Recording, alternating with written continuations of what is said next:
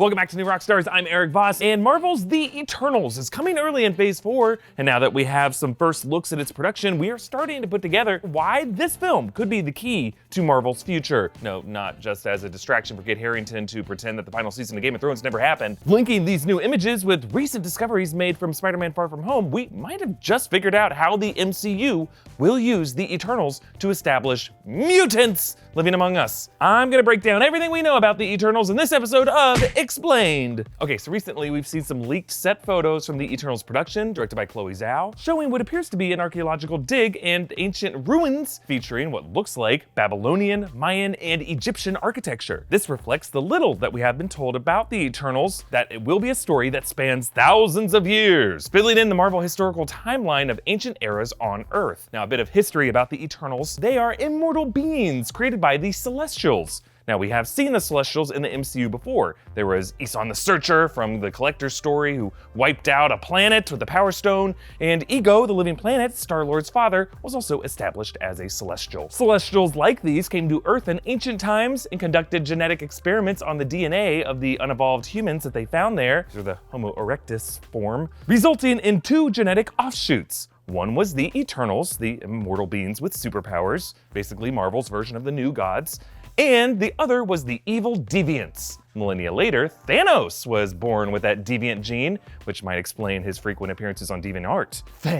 Ass! The Eternals cast includes Richard Madden, Robb Stark from Game of Thrones, as the Eternal Icarus, and Gemma Chan, who previously played the Kree Minerva in Captain Marvel, as Cersei. Icarus and Cersei have a romantic relationship, something that screenwriters Matthew and Ryan Firpo suggested would play a role in the film's plot, but more on that in a sec. Also in this Eternals lineup is Salma Hayek as Ajak, the leader of the Eternals, Angelina Jolie as the warrior Athena, Kumail Nanjiani as Kingo, Brian Tyree Henry as Phastos, Lauren Ridloff, the first deaf superhero in the MCU, as the speedster Makari, Leah McHugh as Sprite, an Eternal stuck in the body of a child, Don Lee as the powerful Gilgamesh, and Barry Kogan as the new character Druig. Marvel head Kevin Feige showed off the whole lineup and concept art for what their characters will look like at D23, but the most surprising announcement from that panel was that Kit Harington would also be joining this cast, not as an Eternal, but as the character Dane Whitman, who in the Marvel Comics is one of the people who take on the mantle of the hero Black Knight. Black Knight is a warrior who wields the Ebony Blade, a sword forged from a meteor and blessed by Merlin that protects the user from harm.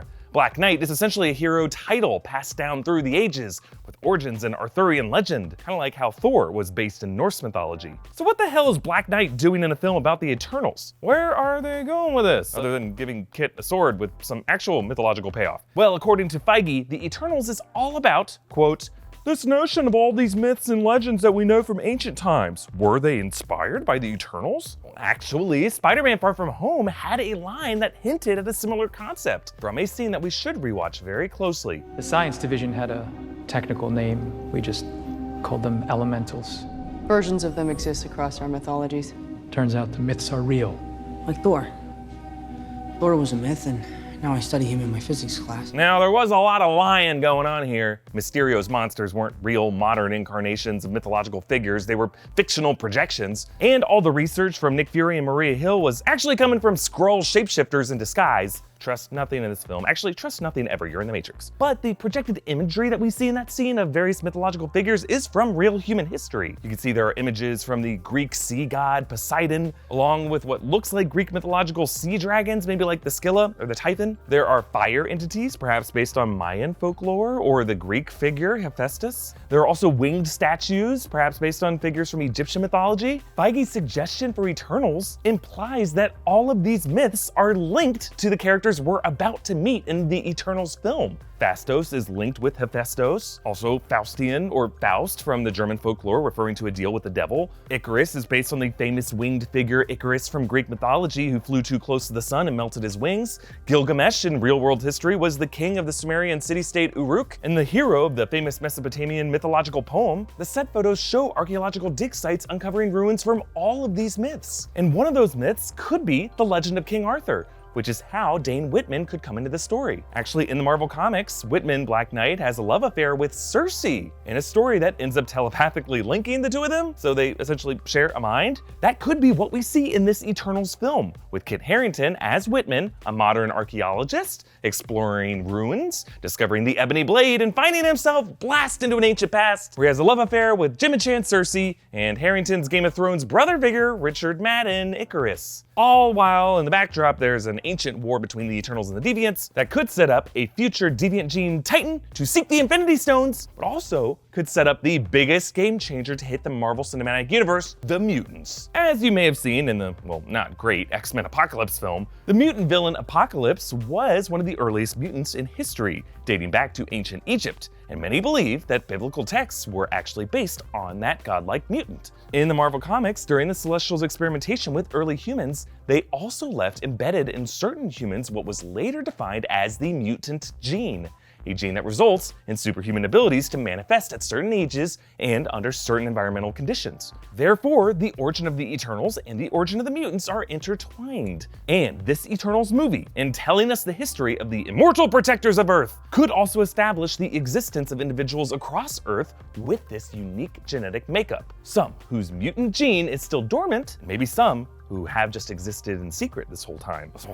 Maybe even knowing that the MCU Celestials had access to Infinity Stones, those stones could have been part of the process that created all of these beings. So that the recent use of Infinity Stones by Thanos, Hulk, and Tony Stark, uses that Rocket described as having a shockwave effect, could have awakened this mutant gene, and that's how we get X-Men now in the MCU. This would be a discovery made by MCU Jon Snow, who, snooping around in some of the places in Peter Parker's physics homework, finds a sword that turns him into a Connecticut Yankee in King Arthur's court, and then maybe jumping back even further to ancient Babylon to link his brain with Gemma Chan and piss off the previous King of the North, all so that we can get Keanu as Wolverine in a few years. That is Marvel's Eternals explained. How do you think the mutants will be introduced in the MCU? Comment down below with your thoughts. Follow me on Instagram and Twitter at Erik Voss, and subscribe to New Rockstars for explanations of all the Marvel stuff that you might not care about yet, but it will soon dominate your life. Thank you for joining me, and you can now return to sexy Thanos.